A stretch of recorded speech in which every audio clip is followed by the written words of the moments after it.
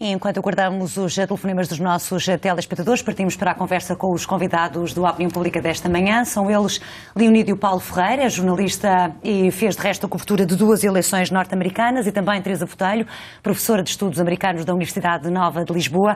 Muito bom dia a ambos, bem-vindos à Opinião Pública. Bom, Teresa Botelho, começo por si.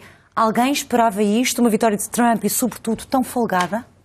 Eu suponho que estamos ainda todos a tentar fazer sentido daquilo que aconteceu, porque o que parece ser evidente é que, para além dos tradicionais 43% que se esperava que votassem em Trump, houve uma introdução nesta lógica demográfica de setores que provavelmente não tinham sido contabilizados, houve eleitores brancos que provavelmente não tinham votado nas últimas eleições, a previsão da chamada coligação dos ofendidos, que incluiria as mulheres, os brancos educados, os afro-americanos, o voto latino, as minorias asiáticas americanas também, não se mobilizou suficientemente ou não é suficiente para derrotar aquilo que parece ser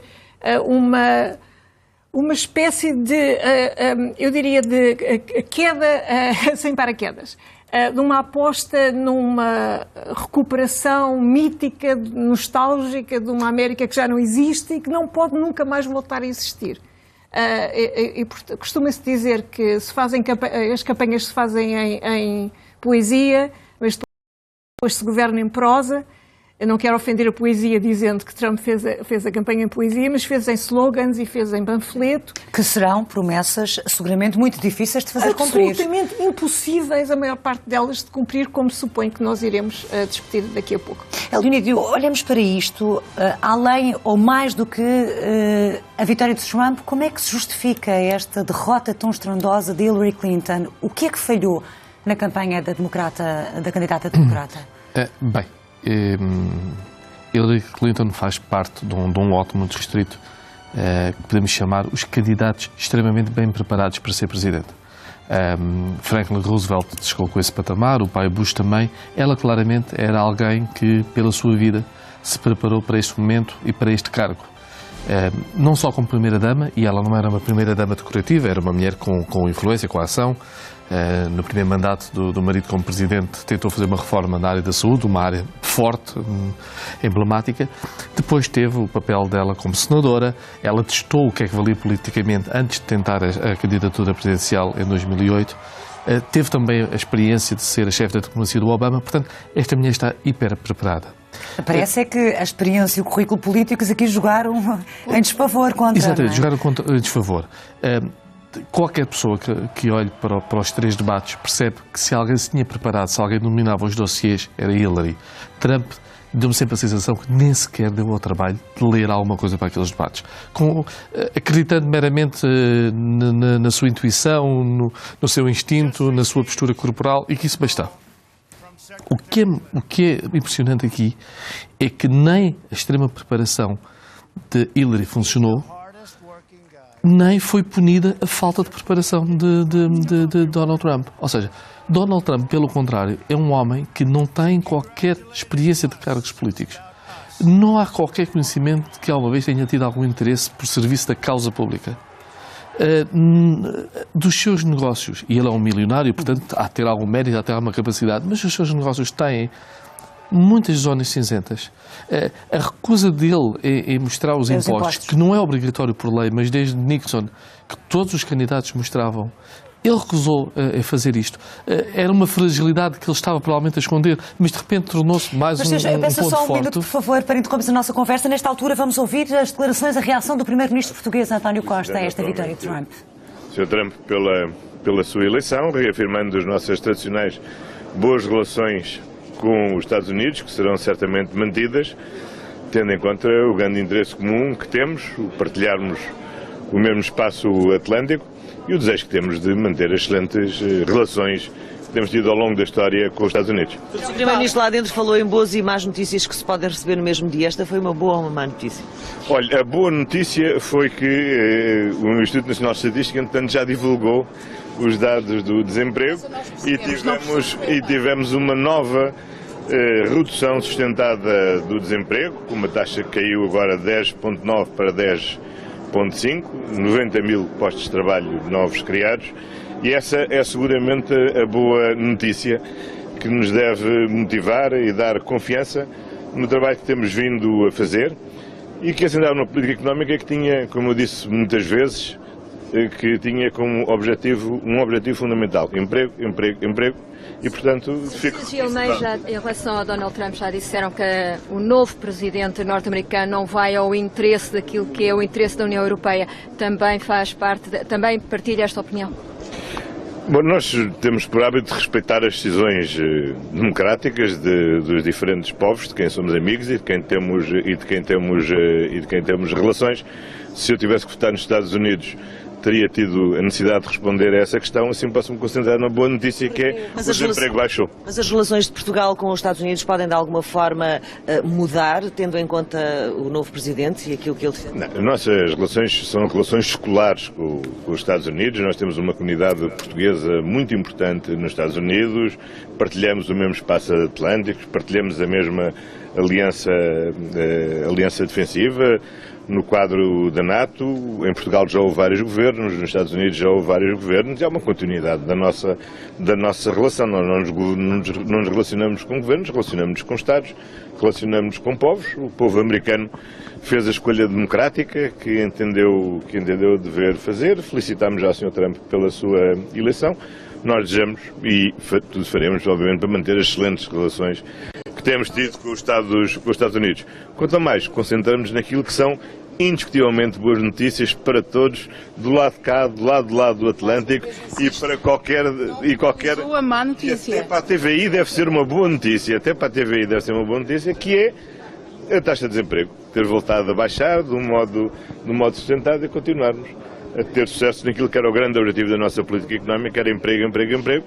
E queria felicitar, aliás, o Sr. Ministro do Trabalho, Segurança Social e Solidariedade pelos resultados alcançados. Pode concretizar. Há pouco referiu que tinha boas notícias de Bruxelas. Está-se a referir ao orçamento? Mas a referir às notícias já de ontem e de antes de ontem. Ontem o Parlamento Europeu foi muito claro a propor à Comissão que não seja aplicada qualquer suspensão de fundos a Portugal. Antes de ontem o Comissário Europeu já tinha dito que a primeira avaliação que fazia da nossa proposta de orçamento para o próximo ano é que cumpria as regras europeias. Só que deve haver 3 dias com 3 boas notícias e, portanto, acho que não foi de dia, foi de noite. Boa noite. Bom dia. É assim que o Primeiro-Ministro reage ao resultado destas eleições nos Estados Unidos, dizendo António Costa que espera continuidade das relações entre Portugal e os Estados Unidos. Vamos já ouvir algumas das opiniões dos nossos telespectadores. Antes de deixar concluir um dos nossos convidados, o Leonídio, falávamos precisamente sobre este novo presidente, Donald Trump. A falta de preparação, que ele mostrou. Sim. O currículo dele não promete muito, mas sobretudo o desempenho que ele teve durante a campanha também não promete muito. Eu tenho uma esperança que Trump, contrariando aquilo que me parece ser o seu instinto, perceba que tem que pôr os pés na terra. Aliás, ele no discurso de vitória foi um discurso claramente estadista, muito mais moderado. Sendo que a forma como eu acho que ele fala de Hillary é com a sobranceria. Parece ser simpático, mas eu acho sobranceiro. Que lutou muito, mas na verdade não teve hipótese perante ele. Parece apaziguador, na minha opinião, foi sobranceiro. A questão é saber, mesmo parecendo apaziguador, se ele será um presidente apaziguador e que tipo de relações vai estabelecer, não só com a Europa, como com o mundo. Que ele, pela personalidade, ele não será. Creio que haverá pressões para que ele entenda que liderar um país daqueles precisa de capacidades ou precisa de alguém muito forte que o aconselhe. Há 3 nomes à volta dele que me dão alguma esperança. O vice-presidente é um homem do Partido Republicano mais tradicional, foi governador do Indiana. Há o Chris Christie, que foi dos primeiros a apoiá-lo quando desistiu de ser rival dele nas primárias. É um republicano, aliás, dos mais centristas, é governador de New Jersey. E o Rudy Giuliani, que surpreendeu muita gente em estar com Trump. Ele que foi como mayor de Nova York, foi também uma figura que conseguiu fazer pontos e fazer entendimentos. Há aqui alguns nomes que nos podem dar uma esperança que Trump possa ser bem aconselhado e bem rodeado. É também, Teresa Botelho, essa sua esperança de que efetivamente seja um presidente, até pelo próprio sistema, controlado e mais moderado, conseguindo estabelecer pontos entre os Estados Unidos e o resto do mundo? A única certeza que nós temos é que os Estados Unidos não são uma monarquia, e, portanto, o Trump não é um rei, tem que governar com o Congresso. O facto do Congresso ter uma maioria republicana não implica automaticamente que Trump tenha aliados sistemáticos em todas as agendas dentro do Partido Republicano. Há, digamos, uma facção chamada Freedom Caucus, que tem cerca de 40 membros da Câmara dos Representantes, que representa a facção mais radical. Há republicanos moderados. Agora, o que é que vai acontecer a Paul Ryan, que já foi ameaçado várias vezes durante a campanha eleitoral de vir a perder o lugar como Speaker? Como é que dentro do Partido Republicano se vão enquadrar a ala internacionalista e a ala isolacionista? Está em aberto. Portanto, o que é que vai acontecer? Muito do que vai acontecer depende da correlação de forças dentro do Partido Republicano, que vai entrar numa fase, provavelmente, de muita intensa discussão interna, como muito provavelmente acontecerá ao Partido Democrata. Que vai ter que tentar perceber como é que largos setores do seu eleitorado tradicional fizeram escolher um republicano tão mais radical. O mesmo que tinham feito com Reagan, com os democratas de Reagan. Simplesmente não há comparação entre Reagan, em termos de preparação, de jovialidade, etc., e o candidato que foi agora eleito. Seguramente os dois partidos, republicanos e democratas, estão de resto a digerir estes resultados, como todos nós e o mundo. Vamos ouvir os nossos primeiros telespectadores. Vamos ao encontro do José Pereira. É empresário e está a ligar-nos de Oeiras. Muito bom dia. José Pereira, bom dia. Eu pedir, por favor, se desligava o seu televisor ou pelo menos o som. Fale connosco só por telefone. Bom dia. Bom dia.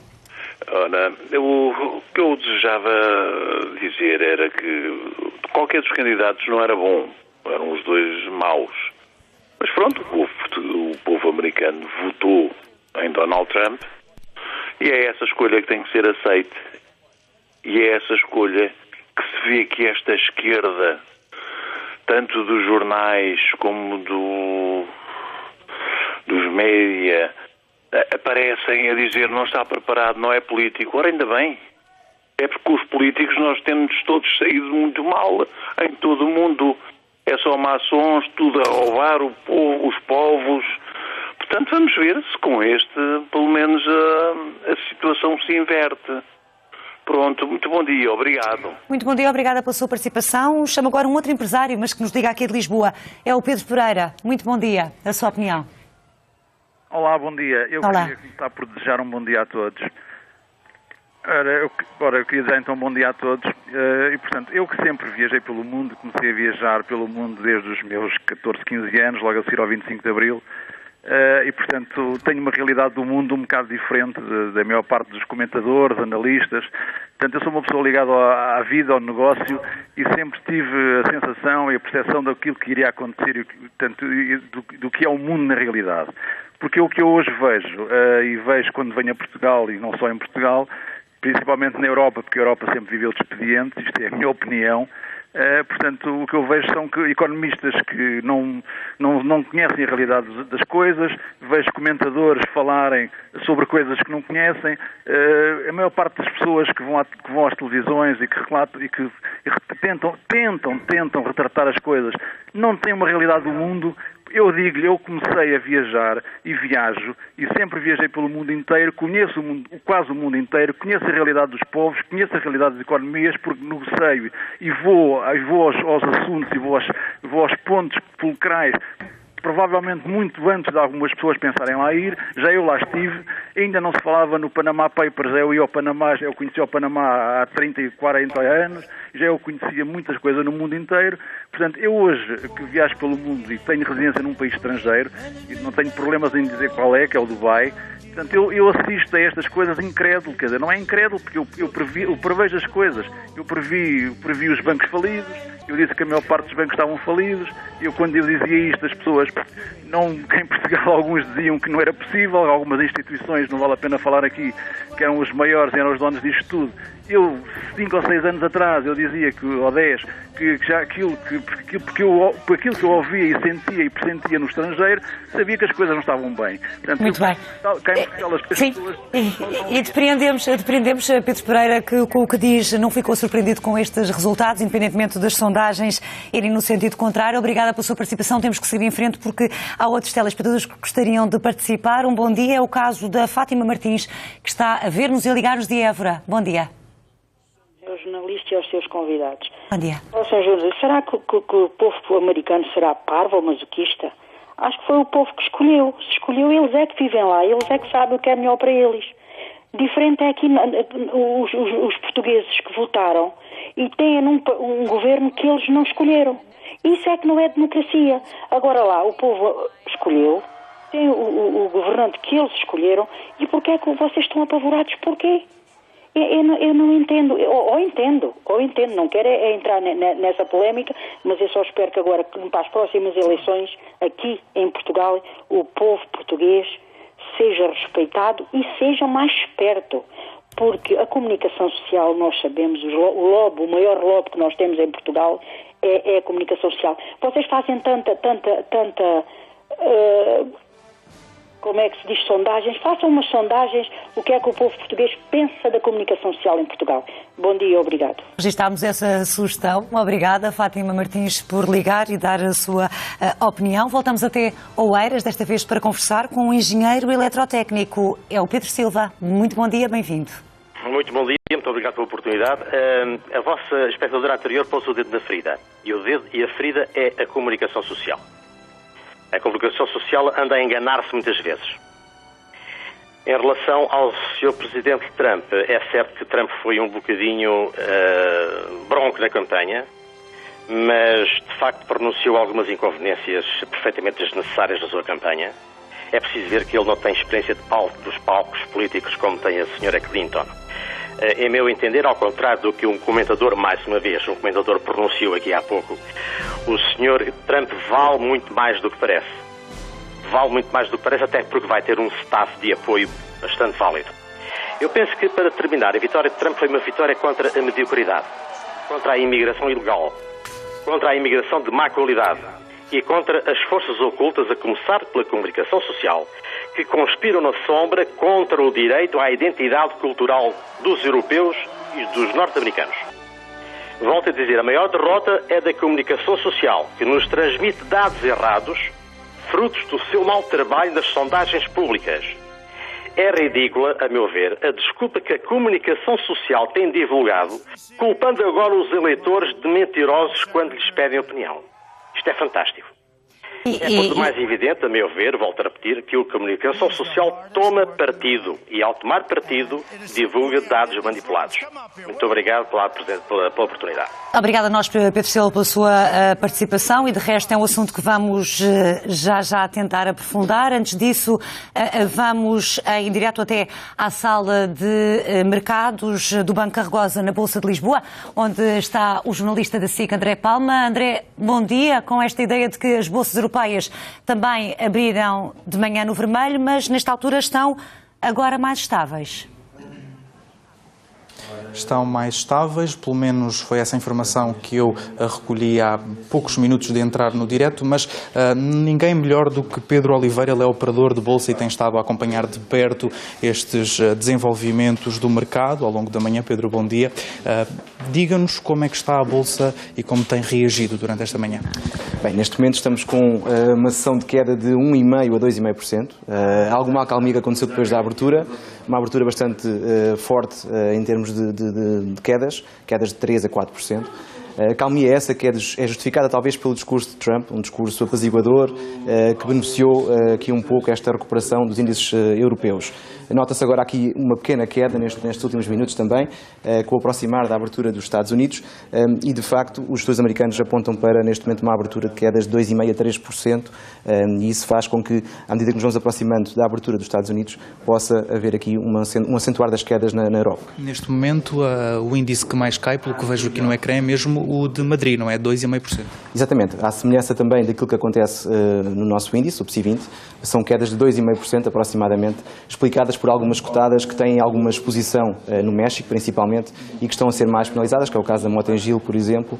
Isso também justifica estas quedas mais acentuadas, não só em Espanha como em Portugal. São empresas que têm exposição ao mercado mexicano, não é? Exatamente. Portanto, e de facto, o índice mexicano, para já ainda não temos a pré-abertura do índice mexicano, podemos aqui pegar também um pouco como exemplo o futuro do índice brasileiro, que está a cair 3,5% neste momento, e podemos também tentar aqui arranjar alguma semelhança com aquilo que será a abertura do México, e isso irá penalizar também as bolsas mexicanas e as ações que têm alguma exposição a esse país. Era expectável que as bolsas caíssem europeias? Refiro-me, era expectável que caíssem muito mais do que aquilo que estão a cair? Sim, de alguma forma, aquele choque inicial que nós verificámos era aquilo que estávamos à espera que acontecesse caso o Trump viesse a ganhar. A incerteza da governação que ele vai fazer acaba por ser mais penalizadora e, de facto, era de esperar que o mercado caísse um pouco mais do que estava a cair agora neste momento. Portanto, e talvez o discurso de Trump, o discurso vitorioso de Trump, tenha acalmado um pouco os investidores e daí termos notado esta recuperação. Até se falava ao início da manhã que poderíamos assistir a quedas iguais às, por exemplo, o 11 de setembro. Isso está longe de acontecer, não é? Está muito longe de acontecer, também não era assim tão pessimista a esse ponto.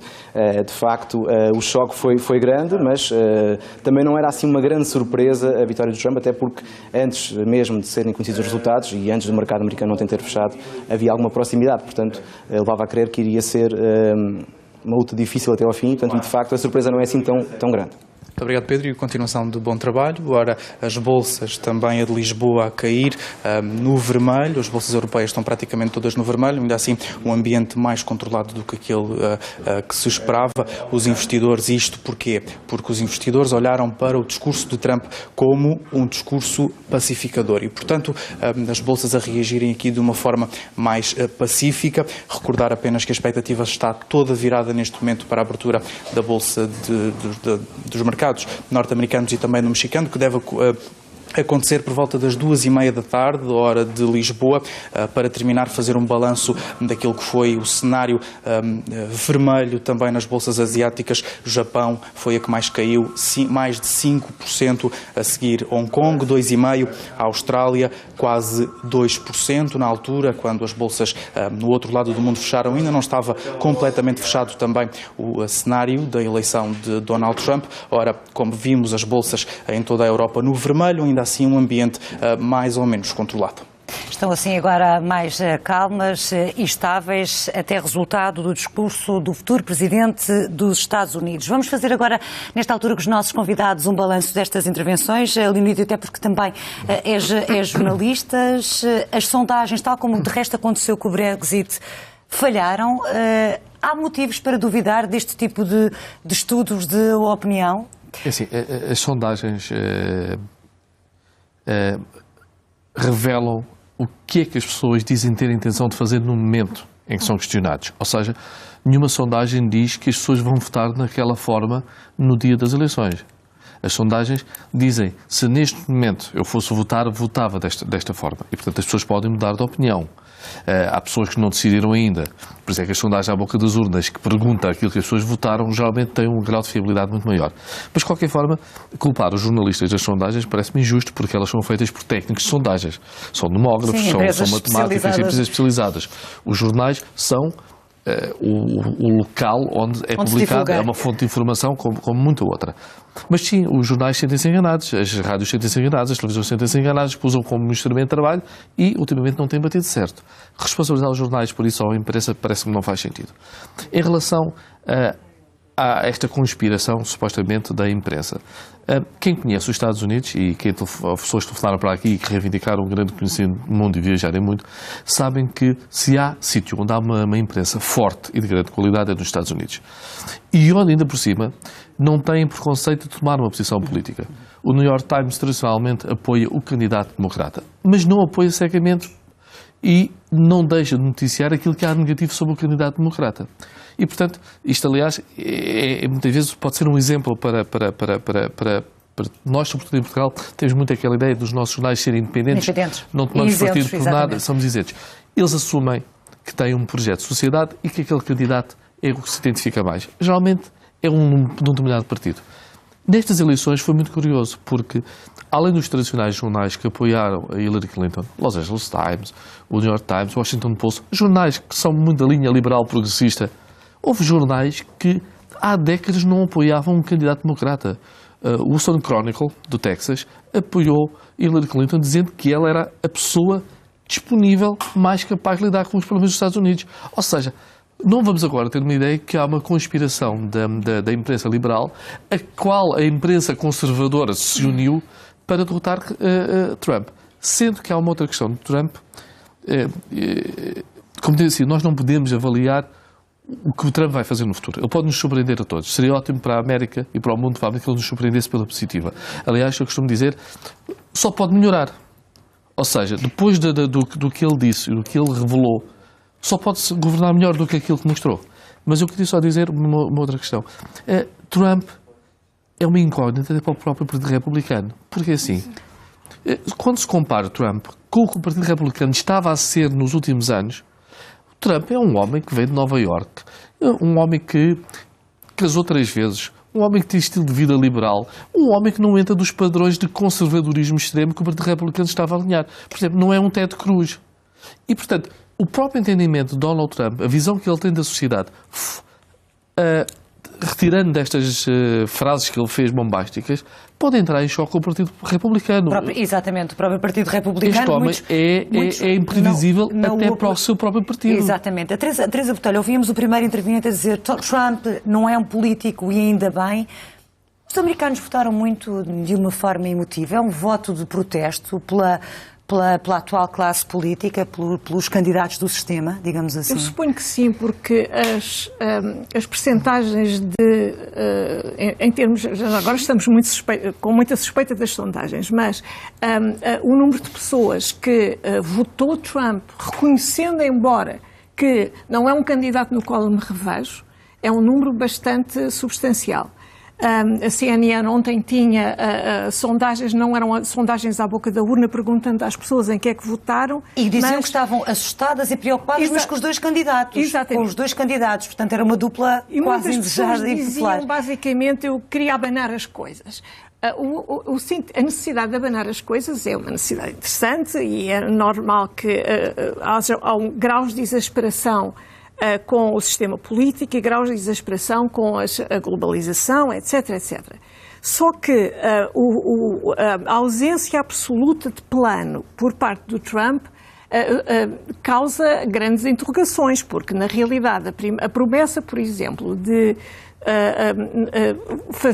passar uma ordem executiva que está dentro da autoridade do Presidente nos primeiros dias para abolir aquilo que eles chamam Obamacare e substituir por qualquer coisa fabulosa, deixa 20 milhões de pessoas sem sistema de saúde e ninguém sabe qual é a tal coisa fabulosa. Qual é a alternativa, qual é as medidas que ele vai implementar. Exatamente. As promessas, por exemplo, de aumentar o emprego, de revitalizar a indústria americana, são... pondo termo aos acordos comerciais, etc., são igualmente falíveis, porque na realidade não há problema com a produtividade americana. Em comparação com os anos 80, produz cerca de 2 vezes mais, mas produz-se com 1/3 da mão de obra que era usada anteriormente. Não são os empregos que foram para a China, não são os empregos que foram para o México. O problema é o problema básico e é um problema de futuro para o qual nenhum dos partidos tem resposta, e acho que nenhum de nós, de uma maneira geral, tem resposta, é que esses empregos estão a desaparecer, não esses empregos não estão a ser substituídos por trabalhadores mexicanos ou chineses, estão a ser substituídos por microchips, estão a ser substituídos por algoritmos, e é muito mais fácil, digamos, dirigir uma campanha contra a hipotética... Exatamente, contra estrangeiros e contra imigrantes. Contra a evolução natural do conceito de trabalho. Há muito pouco tempo, a Universidade de Oxford fez um estudo sobre as perspectivas de manutenção de empregos nos Estados Unidos e chegou à conclusão que nas próximas 2 décadas, cerca de 47% do emprego, do tipo de emprego que existe agora, vai desaparecer. Resta saber como é que Trump vai resolver. Não há plano nenhum, a não ser um investimento imenso na educação que permita aos trabalhadores do futuro ser flexíveis, mais qualificados e flexíveis, serem mais qualificados, etc. As minas não vão reabrir e as empresas que empregavam 500 pessoas e que agora empregam metade ou muito menos de metade, não vão de repente começar a pôr os robôs ao lado. Sendo que os empregos nos Estados Unidos são 5%. E, portanto, o cenário futuro é preocupante e algumas zonas também pode ser mais preocupante. Mas o cenário económico dos Estados Unidos, depois da recuperação da crise tremenda que tiveram, e que é muito mérito do Obama e muito mérito da sociedade americana, é assim... Eu, por exemplo, o discurso que foi do Trump, o Trump parecia que estava a falar do New Deal do Roosevelt, quando diz que vai fazer estradas, pontes, tudo mais, quando ao mesmo tempo quer baixar os impostos dos mais ricos. Como é que ele vai Obama queixava-se das infraestruturas do país que estão em queda e que não havia dinheiro para fazer nada. E Trump quer fazer essas obras todas, dizendo ao mesmo tempo que vai recolher menos impostos. Ou seja, ele não pensou sobre o que está a dizer.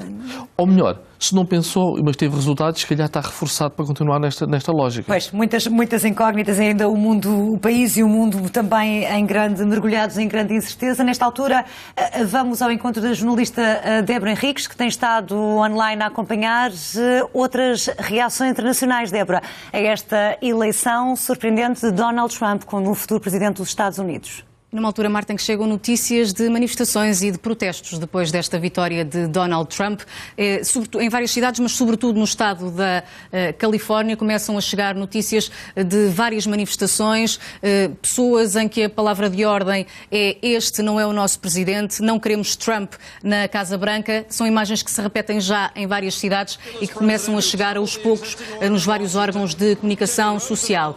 Numa altura também em que, alheio a tudo isto, Donald Trump, ou o staff dele, neste caso, não perde tempo. Na página de Twitter já teve tempo para atualizar, já diz presidente eleito dos Estados Unidos. As redes sociais são muito importantes, Donald Trump sabe isso mesmo e o staff não perdeu tempo a atualizar a página. A France Press dá-nos conta também de algumas reações que vão chegando de todo o mundo. O rei saudita que já saudou Donald Trump por esta vitória, esperando que esta mudança na Casa Branca traga estabilidade ao Médio Oriente. Outras reações que vão chegando também da chanceler alemã, Angela Merkel, a oferecer a Trump uma cooperação próxima entre os dois países. Angela Merkel, que já sublinhou que as consequências destas eleições nos Estados Unidos vão muito além dos próprios Estados Unidos. Também a reação de Benjamin Netanyahu, o primeiro-ministro de Israel, a congratular Trump por esta vitória e dizer que Trump é um verdadeiro amigo de Israel. Também a reação de François Hollande, que já ouvimos há instantes, o presidente francês a apelar a uma Europa unida que defenda os valores depois desta vitória de Trump. Também o presidente do Irão a deixar aqui muito claro que o acordo nuclear é para manter e que esta vitória do republicano Donald Trump não reverte esse acordo nuclear. Vale a pena espreitar também um tweet que não é de agora, e vale a pena explicar porquê. É do comissário europeu Pierre Moscovici. Foi escrito antes desta vitória de Donald Trump. Dizia ele que a América tinha que escolher entre o melhor, uma mulher presidente, e o pior, um populista provocador na Casa Branca. Tenho confiança, dizia Pierre Moscovici na altura, o que dirá agora o comissário europeu. São assim, Débora, as reações dos líderes internacionais. Vamos ouvir, nesta altura, no Opinião Pública, a reação dos nossos telespectadores. O José Lopes está a ligar-nos aqui de Lisboa, é jurista. Muito bom dia. Olha, eu tentava seguir com atenção os comentários e, de facto, continuo a pensar, ou começo a pensar cada vez mais, que mesmo os comentadores continuam a pensar no passado. Eu não tenho nenhuma surpresa, para mim não foi nenhuma surpresa o Donald Trump, agora parece fácil dizer depois da vitória, Mas o que é um facto é que o Donald Trump vem-se somar ao Tsiripas, ao Chávez, ao Maduro, ao Lula, ao Dilma, à Marine Le Pen, ao reforço da direita alemã, enfim, vem revelar que os cidadãos, as pessoas, estão insatisfeitas, não querem o caminho que o mundo está a trilhar. Chama-se globalização, chama-se o que chamar, o que as pessoas sentem é que o fator humano, o elemento humano, está a ser totalmente arredado, totalmente desvalorizado, em nome daquilo que se chamará as capacidades competitivas da economia, em que as pessoas não contam cada vez menos. É verdade que o Trump não vai ter não tem respostas, mas as pessoas não querem o que está, querem outra coisa, querem que haja respostas e, portanto, vão tentar desesperadamente algo diferente. Enquanto os políticos não perceberem isso, vamos continuar a ter surpresas. Não vai ser, vamos outra vez adormecer a pensar que ganha um partido do sistema em França e acordamos surpreendidos outra vez porque vai ter a Marine Le Pen com uma vitória maior ainda do que estava imaginado. Espero bem que não. Mas continuarmos assim, continuarmos a falar dos fatores económicos, da falta de soluções, do que o mundo é assim, que os empregos são substituídos por chips e por robôs e etc, etc, como é que vamos esperar que os seres humanos se sintam satisfeitos e realizados na sociedade que estamos a construir? E estas respostas, muitas vezes irracionais, vamos ser confrontados várias vezes, porque são irracionais, é um facto, são emotivas, mas são aquelas que as pessoas buscam, às vezes, em desespero. Sim, José Lopes, como dizia, optam pela mudança, independentemente dessa imprevisibilidade que traz essa mudança. Obrigada pelo seu telefonema, um bom dia. Ouvimos agora o Luís Rodrigues, vem-nos também aqui de Lisboa. Olá, bom dia, é a sua opinião. Luís Rodrigues, bom dia. Ora, bom dia. Eu, primeiro de tudo, queria desejar um bom dia para si, para os seus convidados, e queria dizer uma coisa. Estou mais preocupado é com os mexicanos que estão no país dos Estados Unidos, né? Que, como o homem disse que é correr com eles todos, mas a América também precisa de mão de obra barata, né? Eles também têm que entrar, né? Por um lado, vão lá é para fazer pela vida deles. Acho que toda a gente tem que ter o direito à oportunidade de viver, né? Seja da maneira que for, porque ninguém gosta de ir para um país e saber que está ilegal nesse próprio país. Agora, seja o que Deus quiser, e olha, desejo um bom trabalho para si e para os seus colegas. Obrigada, Luís Rodrigues, pela sua participação. Um dia também bom. O Vasco Andrade é empresário e vem-nos de Ponta Delgada. Muito bom dia, bem-vindo. Muito bom dia. Cumprimentar todos os presentes e dizer o seguinte, não me surpreendeu de facto esta vitória do Donald Trump. Eu acho que é um resultado das circunstâncias a nível mundial.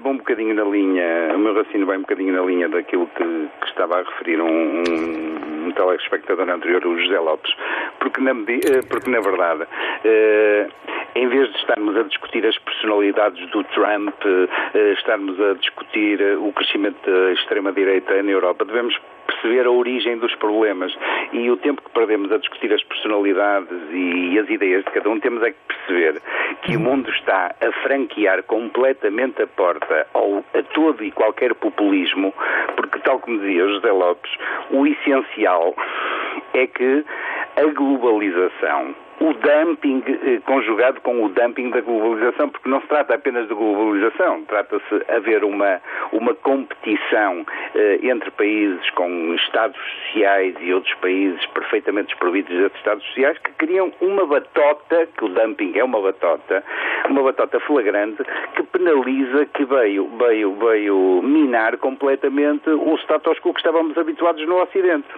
E de resto, falando em Ocidente, Vasco Andrade, temos que encerrar. O próprio interveniente anterior lembrava isso mesmo, que as eleições francesas poderão também ditar a vitória de Marine Le Pen. É o movimento 5 estrelas, é o crescimento da extrema-direita. Aliás, isto é um baralhar para dar de novo. É baralhar para dar de novo. Obrigada, Vasco Andrade, pela sua participação. Bom, para concluir, Leonídio, estas mudanças que há pouco os telespectadores falavam, a questão da globalização, o desencanto, a crise, É isso que faz com que este tipo de candidatos, este populismo esteja a chegar ao centro da vida política, não só nos Estados Unidos, mas também na Europa? Eu acho, vamos centrar nos Estados Unidos. Eu acho que as comparações são tentadoras, mas eu acho que são abusivas. Marine Le Pen pode passar uma segunda volta. Acho que a probabilidade de ganhar umas eleições em França são mínimas. Até porque o sistema francês, o sistema político é diferente. A direita populista alemã que está a surgir agora vai minar muito a votação da Angela Merkel, mas não está sequer perto de estar a disputar um lugar no poder. Vamos olhar para Trump, que ganhou umas eleições no país mais poderoso do mundo. 2 telespectadores disseram uma coisa que eu concordo. Houve um desejo de mudança. As pessoas estão cansadas e a verdade é que não... repara, estas eleições foram dominadas por 3 figuras. A média de idade delas era 72 anos. Bernie Sanders, Hillary Clinton e Donald Trump. Trump não teve uma vida política, mas é uma figura extremamente conhecida dos americanos. Hillary é uma veterana da política e Bernie Sanders é um homem que há 40 anos diz a mesma coisa e ninguém o tinha ouvido e agora começaram a ouvi-lo. E, portanto, Trump, no meio disto tudo, é aquele que preconiza a maior mudança, não é? Sim, é um homem que toda a gente conhecia dos negócios da televisão, de repente parece que é novidade, porque os outros não são novidade nenhuma. Depois, o facto das pessoas quererem mudança e fazerem um voto de desilusão com o sistema não quer dizer que elas estejam a fazer uma escolha racional. É uma escolha válida. A democracia existe para isso. Sim. E também, os telespectadores falaram aqui muito dos números. A gente pode olhar para os números quando quisermos na América. Por exemplo, antes de entrar neste programa, Hillary estava quase empatado em termos de votos populares com Trump. Pois, a verdade é que nós temos, e estamos mesmo a concluir, temos apenas 30 segundos. A América estava muito empatada. Estava muito empatada. E é um dos objetivos. Trump não sequer teve 50% dos votos. Pois. Se quisermos, podemos questionar isto tudo. E precisávamos, de facto, ter outros programas, e teríamos outros programas seguramente para analisar. Votaram pela mudança. Não creio que tenham votado por uma mudança que seja melhor para a América. E, como eu digo, a expectativa é tão baixa para Trump que ele só pode fazer melhor do que aquilo que podemos esperar. Teresa Botelho, para concluir muito rapidamente, 30 segundos, é um dos grandes desafios agora, Donald Trump, unir um país que está claramente dividido? Não vai unir o país. Eu suponho que se ele conseguir unir o Partido Republicano já terá feito um bom serviço. E há um outro fator que eu queria recordar, é que as próximas eleições já começaram. Ou seja, daqui a 2 anos há novas eleições em que toda a Câmara de Representantes e 1/3 do Senado vai ser reeleito e, tradicionalmente, a Câmara dos Representantes ou pelo menos parte do Senado cai para o partido da oposição nas eleições a seguir à eleição presidencial.